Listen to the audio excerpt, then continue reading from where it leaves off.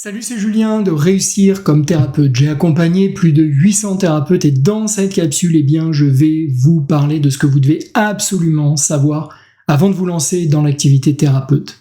Car vous êtes nombreux à avoir ce rêve et à raison, car c'est sans doute l'un des plus beaux métiers du monde.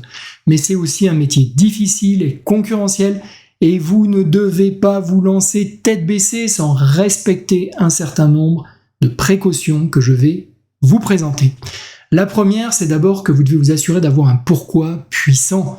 Vous ne devez absolument pas faire ce métier par dépit ou par fuite, sinon vous n'aurez jamais la motivation suffisante pour persévérer, même quand les choses vont se compliquer. Vous allez être à votre compte, vous allez devoir gérer une entreprise et vous allez devoir la développer. Ce n'est sans doute pas la raison pour laquelle vous faites ce métier. Donc, est-ce que vous allez supporter tout cet administratif, ces contraintes, si vous n'êtes pas animé par une passion sincère pour votre métier et par le désir d'aider les autres. En plus, cela va clairement se ressentir dans votre communication et vous ne parviendrez pas à attirer les clients, ou en tout cas pas les clients de vos rêves. Au-delà de la thérapie, idéalement, vous devez aussi apprécier profondément la liberté que va justement vous procurer l'exercice libéral et qui va être une contrepartie puissante pour l'incertitude et le niveau de risque que vous allez devoir apprendre à gérer. Enfin, n'oubliez pas que c'est un métier qui va vous faire rentrer dans une dynamique qui est absolument passionnante de développement personnel. Vous allez souvent vous remettre en question grâce à vos patients et cela va vous permettre d'évoluer beaucoup plus vite que dans n'importe quelle autre activité. Personnellement, je suis toujours émerveillé de voir à quel point les thérapeutes d'expérience peuvent souvent manifester énormément de maturité et une forme de sagesse humaine qu'objectivement je n'ai rencontré nulle part ailleurs. Le point numéro 2, c'est de bien choisir votre thérapie. Le premier choix que vous avez eu à faire, que vous allez devoir faire, c'est celui de votre discipline. Et le choix là est immense. C'est un domaine qui est extrêmement créatif. Vous allez pouvoir travailler soit sur des aspects psychologiques, sur des aspects émotionnels, corporels, énergétiques et même aujourd'hui informationnels.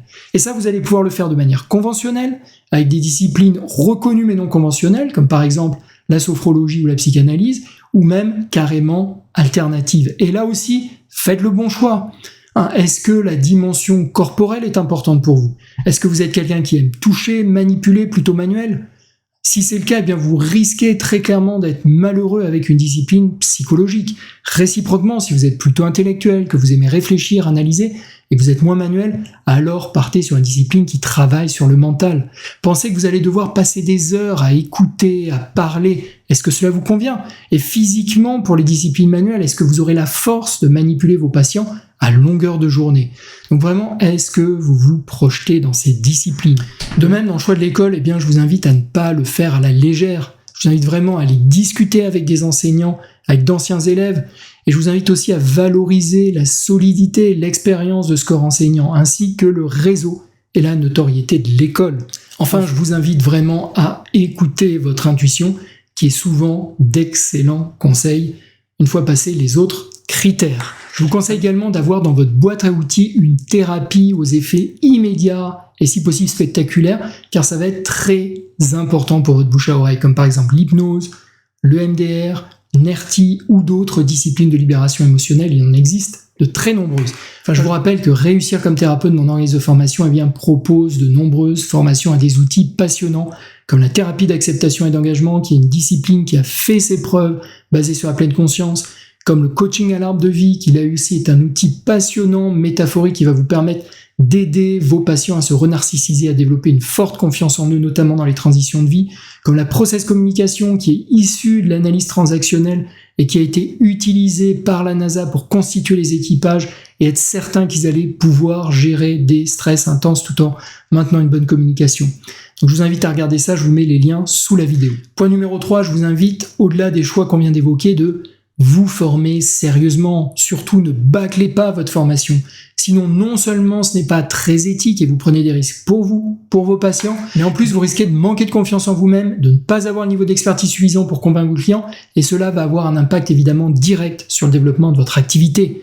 Point numéro 4, avoir les qualités indispensables et avoir travaillé sur soi. Écoute active, empathie, résilience, capacité à gérer son propre bien-être. Les meilleurs thérapeutes, ceux qui ont les meilleurs résultats, sont ceux qui ont fait un vrai travail sur eux et qui souvent le poursuivent. Ils ont su se libérer de nombreuses blessures, de croyances limitantes Et si vous savez fragile, si vous avez de sérieuses choses à régler qui vous font souffrir au quotidien, si vous rencontrez par exemple des difficultés relationnelles importantes, tout cela est peut-être le signe que ce n'est pas le moment idéal pour vous de vous lancer dans cette aventure, car au-delà du risque sur vos patients, eh bien vous risquez de vivre très difficilement votre aventure entrepreneuriale. Vous savez, s'installer, devoir développer son activité, eh bien c'est très confrontant. Et si vous avez des failles trop importantes, cela risque d'être très compliqué pour vous. Point numéro 5, maîtriser justement cet aspect entrepreneurial. Oui, il est possible de vivre de son activité. Ne pensez pas que c'est impossible. C'est vrai que c'est compliqué, que cela demande un vrai professionnalisme dans son approche, mais c'est tout à fait réalisable. Par contre, il est clair que si vous installez au mauvais endroit, avec le mauvais positionnement, avec les mauvaises offres, la mauvaise communication, vous n'avez très clairement aucune chance de réussir. Je vous rappelle que 9 thérapeutes sur 10 ne vivent pas de leur passion. J'ai accompagné plus de 800 thérapeutes et je sais que le gros point commun de tous ceux qui réussissent, eh bien, c'est leur capacité à mettre en place des actions qui vont être énergiques, cohérentes, efficaces sur leur marketing et sur leur communication. Donc vraiment, ne négligez surtout pas cette dimension de votre activité que je qualifierais d'entrepreneuriale, sous peine malheureusement de vous retrouver du mauvais côté des statistiques. Mais si, et je le répète, si vous faites les choses correctement, si vous appliquez les bonnes stratégies, alors vous pouvez tout à fait y arriver et ceux qui y parviennent n'ont rien d'exceptionnel. Conseil numéro 6, bien s'entourer. C'est un conseil qui revient très souvent et je suis convaincu qu'il y a 2 facteurs qui vont faire une vraie différence sur votre réussite. Le premier, c'est le bon entourage ou bon réseau. Échanger régulièrement et être soutenu par d'autres entrepreneurs comme vous, idéalement des thérapeutes, ça va vous permettre de sortir le nez du guidon et de prendre du recul sur votre activité, de partager vos angoisses, donc de les apaiser, et de voir que vous n'êtes pas le seul confronté aux difficultés, et, cerise sur le gâteau, de bénéficier d'une intelligence collective extrêmement précieuse. Enfin, le deuxième point, c'est le bon accompagnement. Il y a trop de choses à comprendre pour y parvenir seul. Vous avez besoin d'être coaché par des experts et de suivre, au moins au départ, après vous pourrez prendre un petit peu de liberté, mais au départ, de suivre des stratégies qui vont être identifiées comme cohérentes avec votre situation particulière. C'est ce qui va vous permettre de réussir rapidement et c'est d'autant plus vrai que la concurrence est de plus en plus importante. Donc en conclusion, le premier point, c'est que vous devez avoir un pourquoi puissant et motivant. Le deuxième, c'est que vous devez bien choisir votre thérapie. Le troisième, c'est que vous devez bien choisir votre formation et vous former sérieusement. Ensuite, vous devez avoir les qualités indispensables et avoir travaillé sur vous-même. Enfin, vous devez maîtriser cet aspect entrepreneurial. Et pour finir, vous devez bien vous entourer. Mais au-delà de ces conseils, c'est vraiment une magnifique aventure et le jeu en vaut clairement la chandelle. Vous aurez, si vous faites les choses correctement, l'immense bonheur de faire l'un des plus beaux métiers du monde, un métier qui a du sens, qui est tourné vers les autres, qui va énormément vous faire évoluer personnellement et qui va vous procurer une liberté quasiment totale, hiérarchique, géographique, financière, temporelle. Donc vraiment, ne négligez aucun détail pour parvenir à réaliser votre rêve. Et si vous souhaitez que nous parlions plus précisément de votre projet, qu'on discute de la pertinence de l'accompagnement qu'on propose, le bootcamp pour vous, eh bien je vous mets le lien sous la vidéo. Et si ce n'est pas déjà fait, les amis, évidemment, abonnez-vous à cette chaîne, likez cette vidéo, partagez-la si vous pensez qu'elle peut être utile. À très bientôt pour une autre capsule. C'était Julien. Ciao.